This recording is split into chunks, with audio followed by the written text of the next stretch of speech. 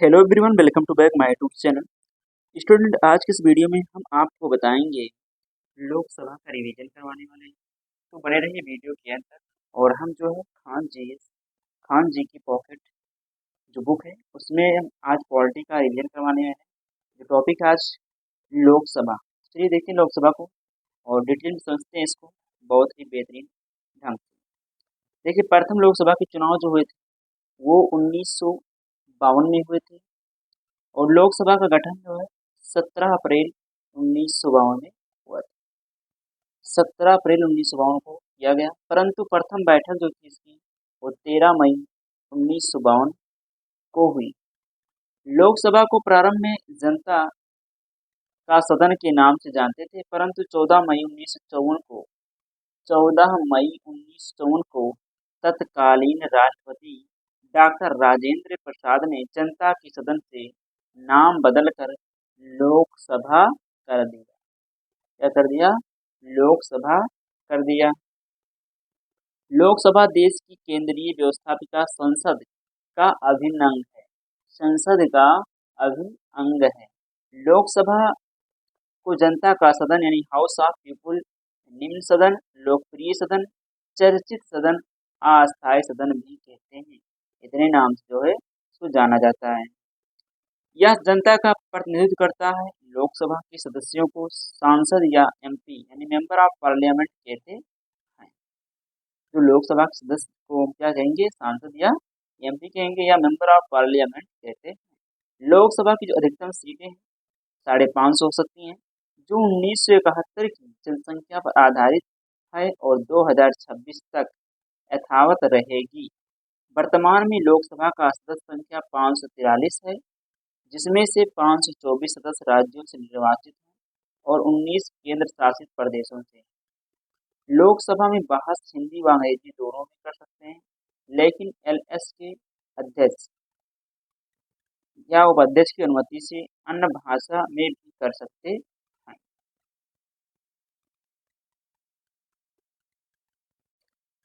तो जैसा मैंने बताया कि लोकसभा में बहस हिंदी व अंग्रेजी दोनों सदनों में दोनों भाषा में जो है कर सकते हैं, लेकिन यह अच्छा था लोकसभा के अध्यक्ष या उपाध्यक्ष की अनुमति से अन्य भाषा में भी कर सकते हैं। राइट, चलिए आगे बढ़ते हैं। सदस्यों की योग्यताएं। वह भारत का नागरिक हो, अनुच्छेद 84। 25 वर्ष की आयु पूर्ण कर चुका हो, अनुच्छेद 84। भारत सरकार या राज्य सरकार के अधीन लाभ के पद पर कार्यरत ना हो, निर्हरता, अनुच्छेद 101 व अनुच्छेद 102।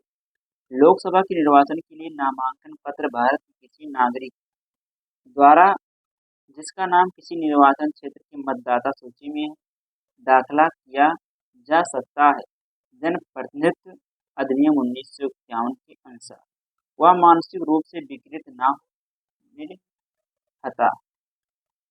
ये था जो है आपका सदस्यों की योग्यताएं थी कि क्या उसके लिए क्वालिफिकेशन होना चाहिए, वो थी।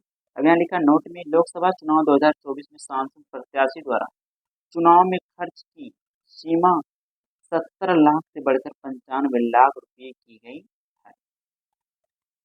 लोकसभा के चुनाव लड़ने के लिए जमानत राशि निम्न है। सामान्य वर्ग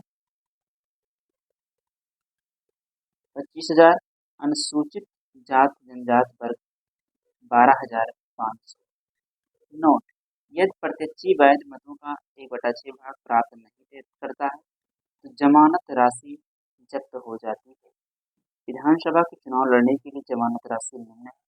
सामान्य वर्ग के 10,000 और अनुसूचित जाति या जनजाति वर्ग का 5,000।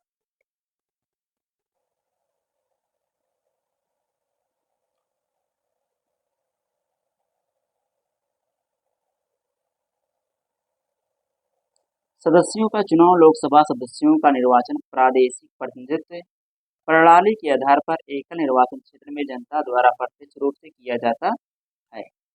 सदस्यों का निर्वाचन जनता द्वारा सार्वभौमिक वयस्क मताधिकार के आधार पर गुप्त मतदान द्वारा होता है। इसमें प्रत्येक व्यक्ति के मत का मूल्य एक समान होता है। चुनाव में 18 वर्ष से अधिक आयु के पंजीकृत मतदाता शामिल होते हैं। नोट, 1989 से पूर्व मतदान की आयु 21 वर्ष थी, परंतु 61वें संविधान संशोधन अधिनियम 1989 के द्वारा मतदान की आयु 21 वर्ष से घटाकर 18 वर्ष कर दी गई। प्रथम आम चुनाव 1952 में हुए। चुनाव में वह व्यक्ति जीतता है जिसको सर्वाधिक मत प्राप्त होते हैं। इस चुनाव प्रणाली को first past the post system या पहले खंबा छूने की पद्धति कहते हैं। United kingdom first past the post निर्वाचन प्रणाली का अनुसरण करता है। मतलब एक क्राइटेरिया उसको पूरा करना पड़ता है, उसके बाद ही आप जो है वोट देने का अधिकार आपको प्राप्त हो सकता है। लोकसभा का गठन अनुच्छेद 81 संविधान के अनुच्छेद 81 में लोकसभा के गठन का प्रावधान किया गया है। अनुच्छेद 81 एक का के अनुसार सभी राज्यों की अधिकतम सदस्य संख्या 530 से अधिक नहीं हो सकती। 530 से अधिक नहीं हो सकती। अनुच्छेद 81 एक खा के अनुसार संघ राज्य क्षेत्रों से 20 से अधिक प्रतिनिधि नहीं होंगे। अनुच्छेद 331 के अनुसार राष्ट्रपति की राय में यदि एंग्लो इंडियन समुदाय का उचित प्रतिनिधि नहीं हो तो राष्ट्रपति लोकसभा में एंग्लो इंडियन या आंग्ल भारतीय समुदाय के 2 सदस्य मनोनीत कर सकता है। परंतु केंद्र सरकार द्वारा 104वां संविधान संशोधन अधिनियम 2019 पारित करके 25 जनवरी 2020 से यह प्रावधान समाप्त कर दिया है। अब एंग्लो इंडियन को लोकसभा व राज्यों की विधानसभाओं में आरक्षण नहीं रहेगा। सबसे अधिक लोकसभा सदस्यों वाले राज्य उत्तर प्रदेश यूपी 80 है। इसके पश्चात महाराष्ट्र 48, पश्चिम बंगाल 42, बिहार 40, तमिलनाडु 39 राज्य आते हैं। मूल संविधान में लोकसभा की अधिकतम सीटें 500 निर्धारित की गई हैं। सातवें संविधान संशोधन 1956 के द्वारा लोकसभा की सदस्य संख्या 525 की गई। 21वें संविधान संशोधन 1972 के द्वारा सदस्य संख्या 545 की गई। गोवा दमन व दीव पुनर्गठन अधिनियम 1987 के द्वारा यह सदस्य संख्या 552 की गई, जो एंग्लो इंडियन के प्रावधानों की समाप्ति के बाद 550 हो गई है। केंद्र शासित प्रदेश जम्मू की 5 सीटें और लद्दाख की 1 सीटें हैं, इसलिए लद्दाख जम्मू कश्मीर केंद्र शासित प्रदेश की समूह 6 सीटें हो गई हैं। आरक्षण संविधान के अनुच्छेद 330 के द्वारा अनुसूचित जातियों व अनुसूचित जनजातियों के लिए लोकसभा में आरक्षण का प्रावधान है। इस अनुच्छेद के अंतर्गत अनुसूचित जातियों के लिए 84 सीटें व जनजातियों के लिए 47 सीटें आरक्षित हैं। 104वां संविधान संशोधन अधिनियम 2019 के द्वारा अनुच्छेद 334 में संशोधन करके अनुसूचित जातियों एससी तथा अनुसूचित जनजातियों एसटी के लिए आरक्षण 10 वर्ष बढ़ाकर 25 जनवरी 2030 तक कर दिया गया है। सीटों के बंटवारे का आधार राज्यवार लोकसभा सीटों का आरक्षण जनसंख्या के आधार पर किया गया है। वर्तमान सीटों का आरक्षण 1971 की जनसंख्या पर आधारित है। 84वें संविधान संशोधन अधिनियम 2001 के अनुसार यह निर्धारण 2026 तक यथावत रहेगा। 87वें संविधान संशोधन अधिनियम 2003 के द्वारा यह प्रावधान किया गया है कि प्रादेशिक निर्वाचन क्षेत्रों का 2001 की जनगणना के आधार पर परिसीमन किया जा सकता है।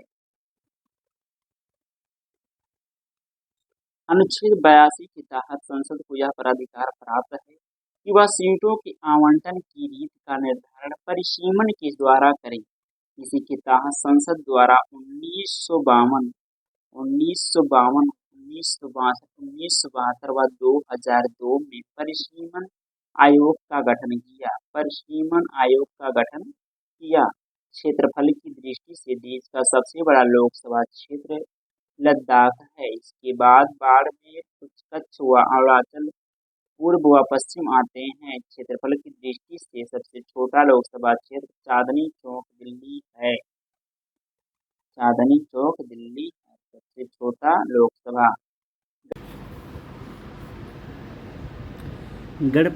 गणपूर्ति कोरम अनुच्छेद 103 सदन में किसी बैठक शुरू करने के लिए निश्चित सदस्यों की संख्या को गणपूर्ति कहते हैं। निश्चित सदस्यों की संख्या को क्या कहते हैं? गणपूर्ति कहते हैं। लोकसभा या राज्यसभा की बैठकों के लिए गणपूर्ति 1/10 सदस्य होनी चाहिए, अर्थात लोकसभा के लिए 55 सदस्य और राज्यसभा के लिए 25 सदस्य उपस्थित होना आवश्यक है। अनुच्छेद 104 के अनुसार कोरम पूरा न होने पर सदस्य का अध्यक्ष या सभापति जब तक गणपूर्ति न हो जाए सदन को स्थगित या अधिवेशन को निलंबित कर सकता है। लोकसभा का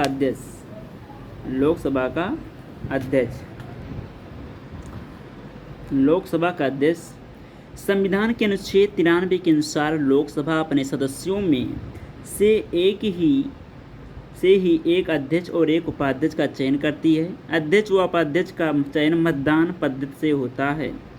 लोकसभा अध्यक्ष के चुनाव की तिथि राष्ट्रपति निर्धारित करते हैं। अनुच्छेद 95 के अनुसार जब कभी अध्यक्ष का पद रिक्त होता है तो उपाध्यक्ष लोकसभा की बैठकों की अध्यक्षता करता है। अनुच्छेद 94 के अनुसार जब अध्यक्ष व उपाध्यक्ष लोकसभा के सदस्य नहीं रहते तो उनका पद जो है रिक्त हो जाता है। लोकसभा अध्यक्ष द्वारा लोकसभा में प्रश्नों की स्वीकार्यता का फैसला करता है। शपथ। लोकसभा अध्यक्ष व उपाध्यक्ष दोनों लोकसभा के निर्वाचित सदस्य होते हैं। दोनों ही साधारण सदस्य के रूप में शपथ ग्रहण करते हैं। वे अलग से अध्यक्ष या उपाध्यक्ष पद की शपथ नहीं लेते, अर्थात वे अपने पद की शपथ नहीं लेते हैं। वेतन। अनुच्छेद 97 के तहत लोकसभा अध्यक्ष व उपाध्यक्ष को संसद द्वारा निर्धारित विधि के अनुसार वेतन व भत्ते दिए जाते हैं। वर्तमान में अध्यक्ष को भारत की संचित निधि से 4 लाख रुपये मासिक वेतन दिया जाता है। पद पर रहते हुए उनके वेतन व भत्तों में कोई कमी नहीं की जा सकती है। निर्णायक मत। लोकसभा का अध्यक्ष मतों की समानता के अलावा सदन में मतदान नहीं करता है, अर्थात प्रारंभ में मत नहीं देता, केवल निर्णायक मत देता है। त्यागपत्र। अनुच्छेद 94 खा। अध्यक्ष अपना त्यागपत्र उपाध्यक्ष को देता है और उपाध्यक्ष अध्यक्ष को। जब कभी अध्यक्ष व उपाध्यक्ष दोनों ही पद पर नहीं होते तो राष्ट्रपति द्वारा नियुक्ति व्यक्ति लोकसभा की बैठकों की अध्यक्षता करता है और लोकसभा की कार्यवाहियों का संचालन करता है। जब अध्यक्ष या उपाध्यक्ष को उसके पद से हटाने का संकल्प लोकसभा में विचाराधीन हो तब लोकसभा अध्यक्ष या उपाध्यक्ष बैठकों की अध्यक्षता नहीं करता। नोट। लोकसभा अध्यक्ष अपने कास्टिंग वोट का प्रयोग केवल वोट बराबर होने पर करता है। हटाना। अनुच्छेद 94 गा के तहत लोकसभा अध्यक्ष को लोकसभा के तत्कालीन सदस्यों द्वारा बहुमत से प्रस्ताव पारित करके पद से हटाया जा सकता है, परंतु इस प्रकार का कोई प्रस्ताव लोकसभा में तभी पेश हो सकेगा यदि ऐसा प्रस्ताव पेश करने के 14 दिन पूर्व लोकसभा अध्यक्ष को लिखित सूचना दी जाए। जब लोकसभा के अध्यक्ष या उपाध्यक्ष को पद से हटाने का संकल्प विचाराधीन हो तब वे पीठासीन अधिकारी के रूप में कार्य नहीं करेंगे। लोकसभा में एक वर्ष के भीतर वर्तमान 3 सत्र बुलाए जाते हैं, जो एक बजट सत्र, दूसरा मानसून सत्र और तीसरा शीतकालीन सत्र। लोकसभा अध्यक्ष के पद की रिक्ति। लोकसभा अध्यक्ष का कार्यकाल नई लोकसभा के गठन की प्रथम तिथि तक होता है, अर्थात 5 वर्ष, परंतु निम्नलिखित मामलों में उसका कार्यकाल पहले भी रिक्त हो सकता है। यदि वह सदन लोकसभा का सदस्य नहीं रहता, यदि वह उपाध्यक्ष को संबोधित कर अपने हस्ताक्षर सहित लेख द्वारा पद त्याग दे, यदि अनुच्छेद 94 गा के तहत लोकसभा के तत्कालीन सभी सदस्यों द्वारा बहुमत से पारित संकल्प के द्वारा लोकसभा अध्यक्ष को पद से हटाया गया हो। नोट। प्रथम लोकसभा अध्यक्ष जीबी मावलंकर गणेश वासुदेव मावलंकर थे। वे अंतरिम संसद के अध्यक्ष थे। वर्तमान में 18-20 लोकसभा के अध्यक्ष ओम बिरला हैं, जो कोटा मोदी संसदीय क्षेत्र से भाजपा सांसद हैं।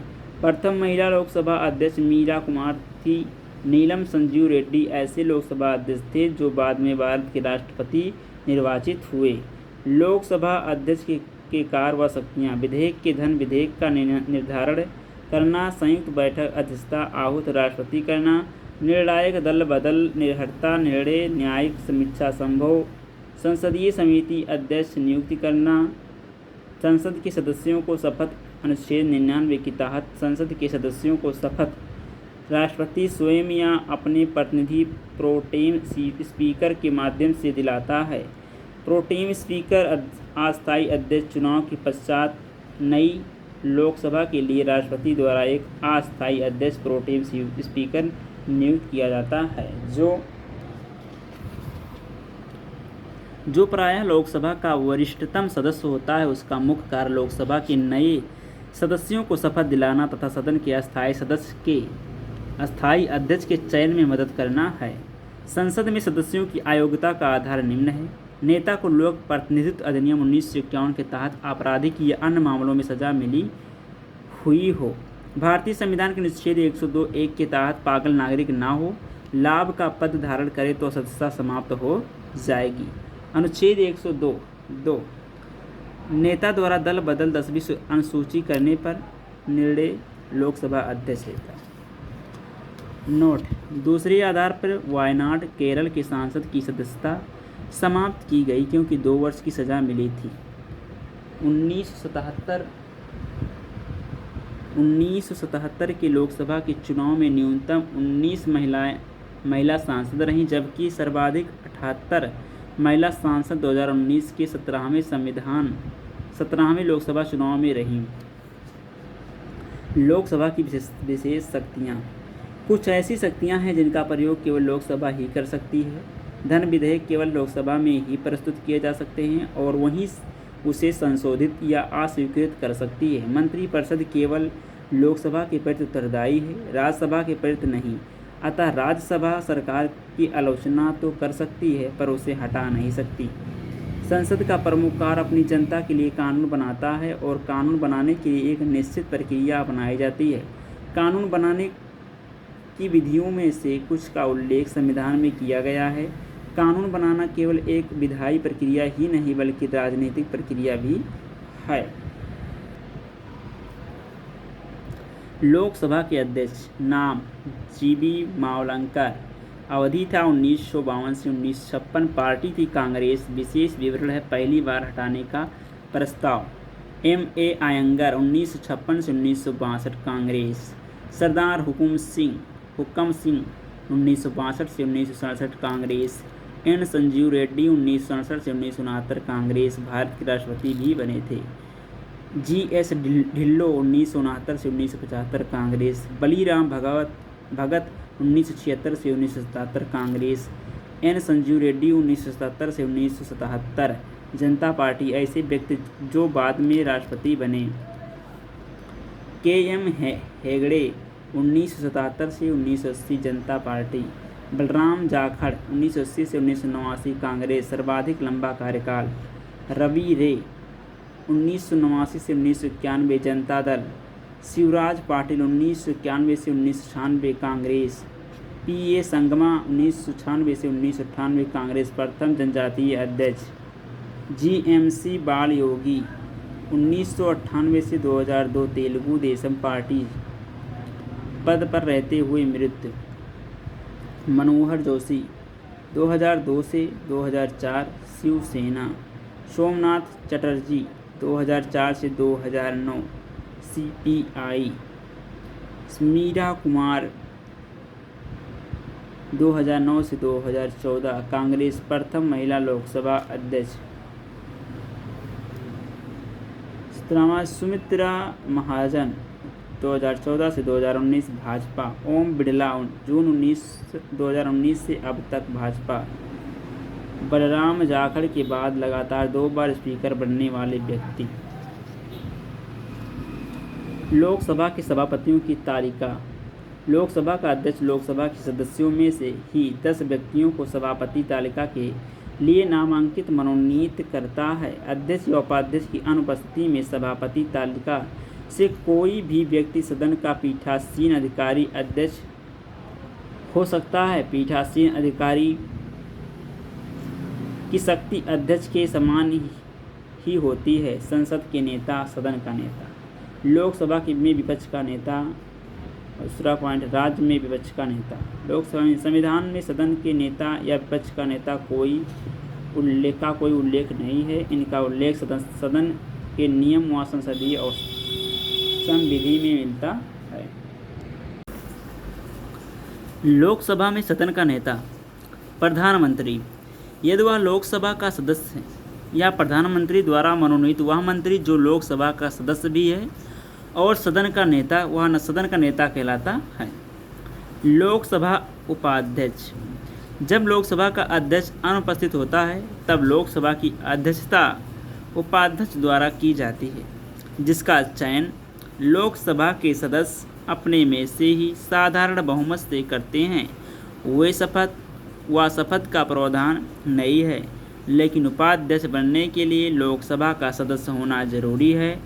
लोकसभा के प्रथम उपाध्यक्ष एम अनंत शयनम 1992 से 1956 बने हैं। वह 18वीं लोकसभा में उपाध्यक्ष पद रिक्त है। लोकसभा के कार्य पद्धति और कार्य संचालन नियमों के अनुसार उपाध्यक्ष का निर्वाचन उस तारीख को होगा जो अध्यक्ष नियत करे। सदन की बैठक की अध्यक्षता करते समय उपाध्यक्ष की शक्ति वैसे ही होती है जैसे कि अध्यक्ष की, और उसके विनिर्णयों के विरुद्ध कोई अपील नहीं हो सकती। लोकसभा का सचिवालय लोकसभा के अध्यक्ष द्वारा सीधे नियंत्रित किया जाता है। अनुच्छेद 58 में संसद सचिवालय का प्रावधान है। संसदीय कार्यवाही के साधन। प्रश्नकाल। संसद का पहला घंटा 11 बजे से 12 बजे तक प्रश्नकाल कहलाता है। इस समय संसद सदस्य प्रश्न पूछते हैं तथा मंत्री उसका जवाब देते हैं। अधिकतम 20 प्रश्न, ज़्यादा से ज़्यादा आप उसमें 20 प्रश्न पूछ सकते हैं। प्रश्न 3 प्रकार के होते हैं। तारांकित प्रश्न, जिसका सदस्य सभा में मौखिक उत्तर चाहता है और पहचान के लिए उस पर तारांक बना रहता है।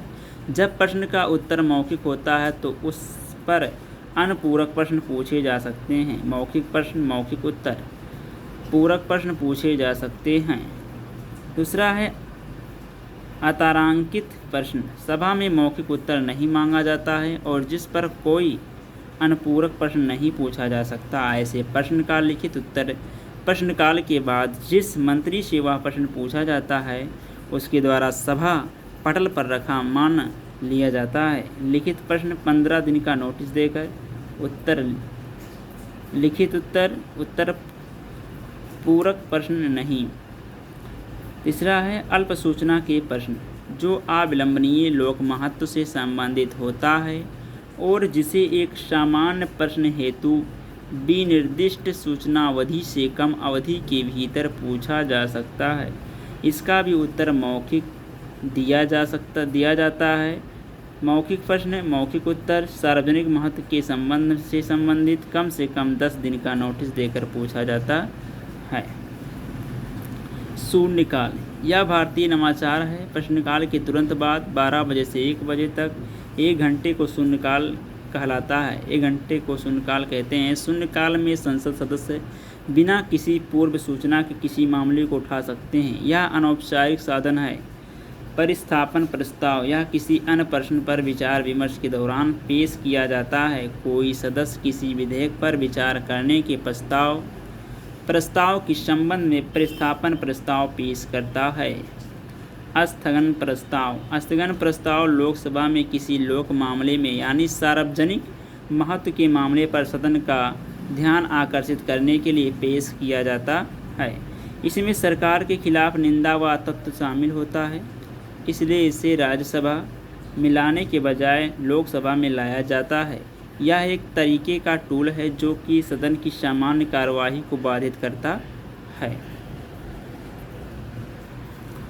विशेषाधिकार प्रस्ताव, जब किसी संसद सदस्य को यह लगे कि किसी मंत्री ने मामले के तथ्यों को छुपाकर सदन का विशेषाधिकार भंग किया है तो उसके द्वारा उठाए गए प्रस्ताव विशेषाधिकार प्रस्ताव कहा जाता है। आधे घंटे की बहस। लोक महत्व के ऐसे विषयों जिनसे संबंधित प्रश्नों का उत्तर सदन में दे दिया गया हो, पर उत्पन्न होने वाले मामलों पर चर्चा लोकसभा में सप्ताह में 3 दिन यथा सोमवार, बुधवार तथा शुक्रवार को बैठक के अंतिम आधे घंटे में की जा सकती है। राज्यसभा में ऐसी चर्चा किसी दिन जिसे सभापति नियत करे, सामान्यतः 5 बजे से 5:30 बजे के मध्य की जा सकती है। इस पर मतदान की आवश्यकता नहीं होती है। इस चर्चा के लिए कम से कम 3 दिन की पूर्व सूचना आवश्यक होती है। कम से कम 3 दिन की पूर्व सूचना आवश्यक होती है। विधि निर्माण। किसी भी देश में कानून बनाने का सबसे बड़ा अधिकार संसद का होता है। किसी भी देश में कानून बनाने का सबसे बड़ा अधिकार संसद का होता है। कानून बनाने या विधि निर्माण का यह काम इतना महत्वपूर्ण होता है कि इन सभाओं को विधायिका कहते हैं। साधारण विधेयक। किसी भी सदन में प्रस्तुत दोनों सदनों को समान शक्तियाँ, किंतु संयुक्त बैठक के कारण राज्यसभा का प्रभाव कम। राष्ट्रपति द्वारा स्वीकार अस्वीकार पुनर्विचार हेतु भेजना, वीटो का प्रयोग। राष्ट्रपति की पूर्व अनुमति आवश्यक नहीं। एक बार जब मंत्रिमंडल उस नीति को स्वीकृति दे देता है जिस पर कानून आधारित होता है, तब विधेयक का प्रारूप बनाने का कार्य शुरू होता है। विधेयक जिस मंत्रालय से संबंध होता है वही मंत्रालय उसका प्रारूप बनाता है। विधेयकों पर विचार विमर्श अधिकतर संसदीय समितियों में होता है। समिति की सिफारिशों को सदन को भेज दिया जाता है। इन समितियों में सभी संसदीय दलों को प्रतिनिधित्व प्राप्त होता है। इसी कारण इन समितियों को लघु विधायिका भी कहते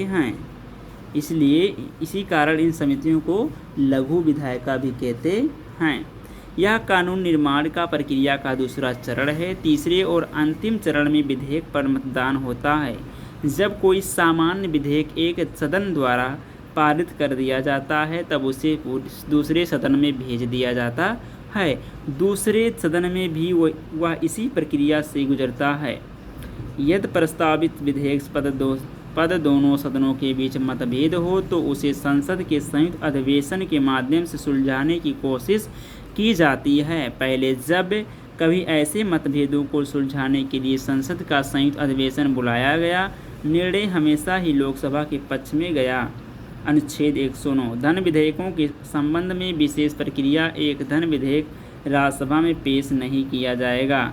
धन विधेयक। अनुच्छेद 110। केवल लोकसभा में पेश। राज्यसभा 14 दिन तक रोक सकती है या संशोधन की सिफारिश कर सकती है, जिसे स्वीकार करना लोकसभा की इच्छा पर निर्भर है। संयुक्त बैठक नहीं हो सकती। राष्ट्रपति स्वीकार करते हैं परंतु पुनर्विचार हेतु नहीं लौटा सकते। राष्ट्रपति की पूर्व अनुमति से वित्त विधेयक। अनुच्छेद 117(1) केवल लोकसभा में पेश किया जा सकता है। राज्यसभा को साधारण विधेयक की भांति शक्तियाँ संयुक्त बैठक हो सकती हैं। राष्ट्रपति की पूर्व अनुमति आवश्यक नहीं। राष्ट्रपति स्वीकार अस्वीकार पुनर्विचार हेतु लौटा सकता है। नोट: जब एक बिना विधेयक को निचले सदन से उच्च सदन को भेजा जाता है तो अध्यक्ष द्वारा उसे विधेयक को वित्त विधेयक के तौर पर प्रमाण पत्र दिया जाता है। कटौती प्रस्ताव। नीतिगत कटौती। इसमें मांग की राशि को कम कर 1 रुपये कर दी जाती है। यह नीति के प्रति सदन की असहमति को दर्शाता है। सदस्यों द्वारा वैकल्पिक नीतियों को पेश किया जा सकता है। आर्थिक कटौती। मांग की राशि को एक निश्चित सीमा तक करना। प्रस्तावित व्यय से अर्थव्यवस्था पर प्रभाव की समीक्षा। सांकेतिक कटौती। मांग की राशि में 100 रुपये की सांकेतिक कटौती की जाती है। अनियमित दिन वाले प्रस्ताव। जिस प्रस्ताव को अध्यक्ष द्वारा स्वीकार या अस्वीकार किया जा सकता है, लेकिन उस प्रस्ताव पर विचार विमर्श के लिए कोई समय नियत नहीं किया जाता। धन्यवाद प्रस्ताव। राष्ट्रपति के अभिभाषण के बाद संसद की कार्यमंत्रणा समिति की सिफारिश पर 3-4 दिनों तक धन्यवाद प्रस्ताव पर चर्चा होती है। अनुषंगी प्रस्ताव। इस प्रस्ताव को विभिन्न प्रकार के कार्यों की अगली कार्यवाही के लिए नियमित उपाय के रूप में पेश किया जाता है। अल्पकालीन चर्चाएं। एक गैर सरकारी सदस्य के लिए अविलंबनीय मामले पर सदन का ध्यान दिलाने का एक अन्य उपाय है। ऐसी चर्चा उठाने के लिए मामले को संक्षेप में सदस्य द्वारा महासचिव को सूचना देनी होती है। ऐसी सूचना पर संसद के कम से कम 2 सदस्यों के हस्ताक्षर भी होने चाहिए। भारत में इस प्रथा की शुरुआत 1953 ईस्वी के बाद हुई। स्थगन द्वारा सदन की बैठक को एक निश्चित समय के लिए रोक दिया जाता है। यह समय कुछ घंटे, कुछ दिन या कुछ सप्ताह भी हो सकता है। स्थगन अध्यक्ष सभापति द्वारा किया जाता है। सत्रावसान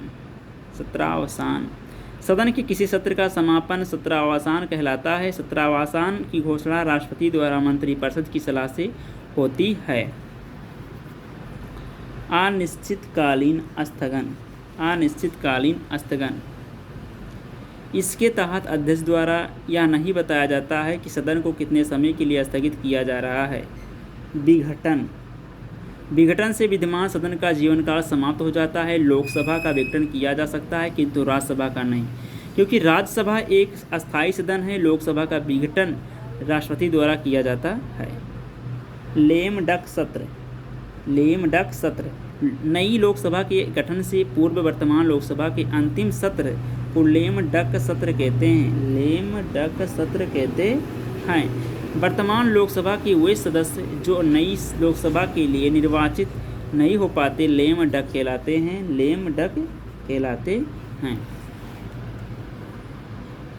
विभिन्न प्रकार के अनुदान। बजट के अतिरिक्त संसद द्वारा विशेष परिस्थितियों में अन्य अनुदान भी दिए जाते हैं। अनुपूरक अनुदान सदन में दिए जा रहे तारांकित प्रश्नों के उत्तर अर्थात मौखिक रूप से दिए जा रहे उत्तर में यदि कोई स्पष्टीकरण चाहिए होता है तो उस स्पष्टीकरण के लिए जो प्रश्न पूछे जाते हैं उन्हें अनुपूरक प्रश्न कहा जाता है। अतिरिक्त अनुदान किसी नई सेवा के संबंध में अतिरिक्त व्यय की आवश्यकता पड़ने पर यह अनुदान दिया जाता है, मतदान की आवश्यकता नहीं। लेखानुदान वोट ऑन अकाउंट यह वित्तीय वर्ष के एक भाग के लिए दिया जाता है। लोकसभा को यह शक्ति दी गई है कि जब तक बजट स्वीकृत नहीं हो जाता तब तक के लिए देश का प्रशासन चलाने के लिए वह सरकार को धन उपलब्ध कराएं। लोकसभा इसे बिना चर्चा के पास कर देती है। विनियोग विधेयक एप्रोप्रिएशन बिल अनुच्छेद 114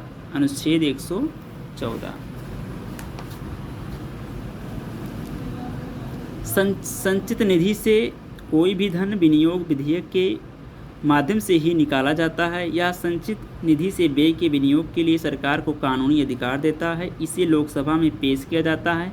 राज्यसभा को इसमें संशोधन करने या अस्वीकार करने की शक्ति नहीं है। उसे इस विधेयक पर सहमति देनी ही पड़ती है।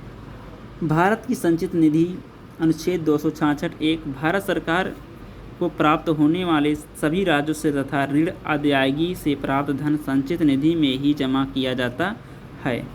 भारत सरकार के सभी व्यय सामान्यतः संचित निधि के माध्यम से होते हैं। संचित निधि से कोई भी धन विनियोग विधेयक के माध्यम से ही निकाला जाता है।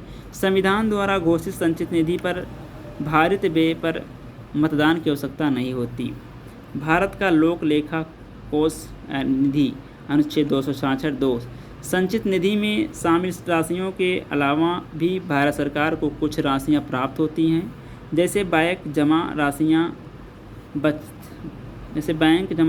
बचते भविष्य निधि जमा राशियां, संघ के क्रियाकलाप के संबंध में किसी अधिकारी या न्यायालय द्वारा प्राप्त राशि आदि को लोक लेखा में शामिल किया जाता है। नोट लोक लेखा से धन निकालने के लिए सरकार को संसदीय विनियोजन की आवश्यकता नहीं होती है।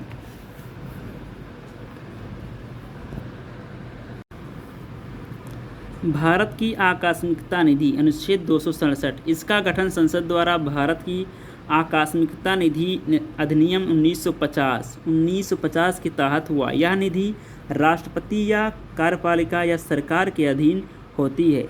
इस निधि से पैसा निकालने के लिए संसद को इजाज़त की ज़रूरत नहीं होती। संसद की अब तक हुई संयुक्त बैठकें। प्रथम बैठक जो है 1961, विषय था इसका दहेज प्रतिबंध विधेयक। उस समय तत्कालीन जो प्रधानमंत्री थे वो थे पंडित जवाहरलाल नेहरू और तत्कालीन राष्ट्रपति जो थे वो थे डॉक्टर राजेंद्र प्रसाद। द्वितीय बैठक जब हुआ था 1978 में, विषय था उसका बैंकिंग सेवा आयोग विधेयक। उस समय तत्कालीन प्रधानमंत्री थे मोरारजी देसाई और राष्ट्रपति थे नीलम संजीव रेड्डी। तृतीय बैठक हुआ था 2002 में, विषय था आतंक निवारक अध्यादेश कोटा। उस समय तत्कालीन प्रधानमंत्री थे अटल बिहारी वाजपेयी और उस समय जो राष्ट्रपति थे वो थे KR नारायण। तो ये था जो है हमारा आज का टॉपिक, लोकसभा को मैंने जो है डिस्कशन किया उसका रिवीजन करा है। तो आई होप आपको ये वीडियो पसंद आया होगा। तो हमारे इस वीडियो को लाइक से सब्सक्राइब कर, और किसी भी क्वेश्चन का जवाब चाहिए तो आप कमेंट बॉक्स में कमेंट करिए, हर उस क्वेश्चन का जवाब आपको दिया जाएगा। और तो आज के लिए इतना ही, मिलते हैं नेक्स्ट वीडियो में, तब तक के लिए पढ़ते रहिए, मस्त रहिए। जय हिंद, जय भारत।